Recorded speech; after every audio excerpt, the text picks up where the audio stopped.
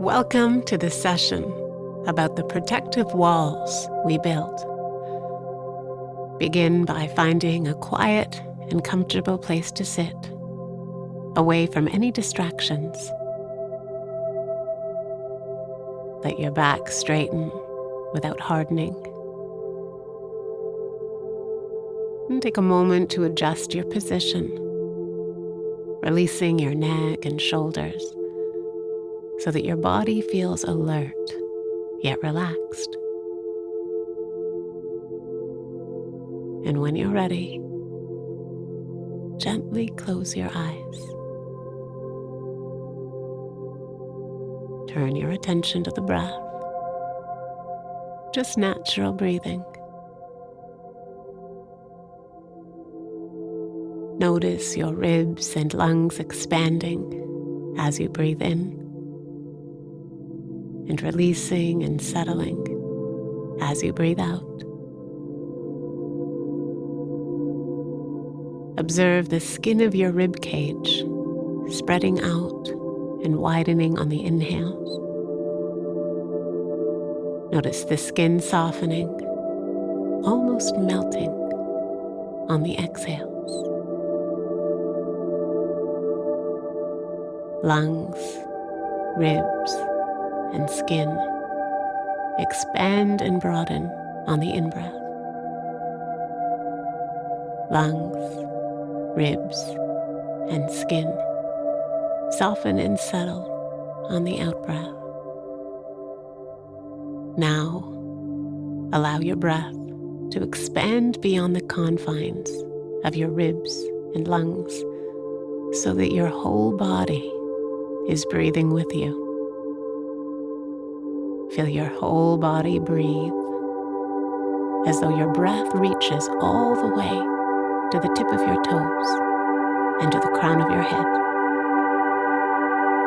Let your entire body receive the swell of your inhales. Let your entire body release with your exhales. Now, gently soften your attention.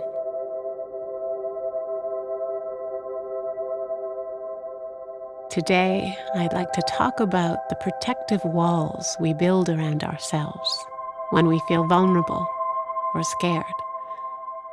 We've all held ourselves back from new experiences due to fear of failure, embarrassment, or rejection. Perhaps we've been hurt in a past relationship, so we close off to anyone who shows interest, afraid of getting hurt again. Or we refrain from applying for an interesting job to avoid failure and disappointment. It's normal to want to feel safe and comfortable, so we create emotional walls when we feel scared or vulnerable. During particularly difficult times, protective walls can be useful, creating a safe container in which we can heal. But once the challenges have passed, it's important to shed away the protective layer we no longer need. Otherwise, it not only keeps people and experiences out, it also keeps us locked in, holding us back from our growth. Dismantling these walls can seem daunting, but it doesn't have to happen all at once. First, we become aware of these walls, and then we consciously choose to open ourselves up again. We can start in small but very real ways, answering honestly when someone asks how we're doing, saying yes to an unfamiliar adventure, and staying open and receptive to new relationships.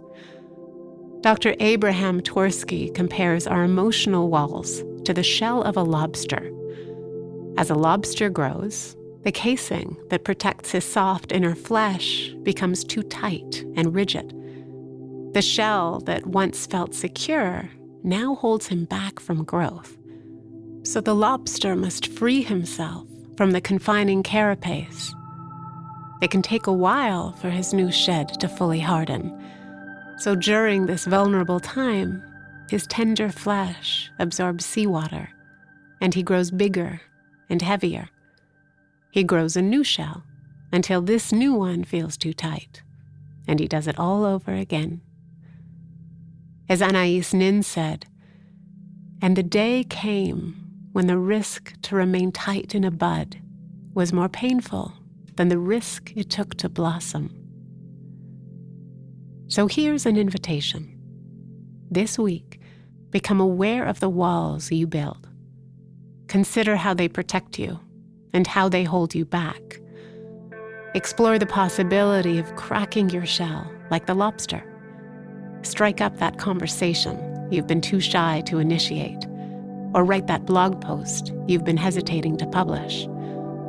It can feel scary to take risks, but you might be surprised at how exhilarating it feels to free yourself to a new adventure. Now, let your awareness broaden. Notice your body in space, your arms, your legs. Gently wiggle your fingers and toes. And when you're ready, open your eyes.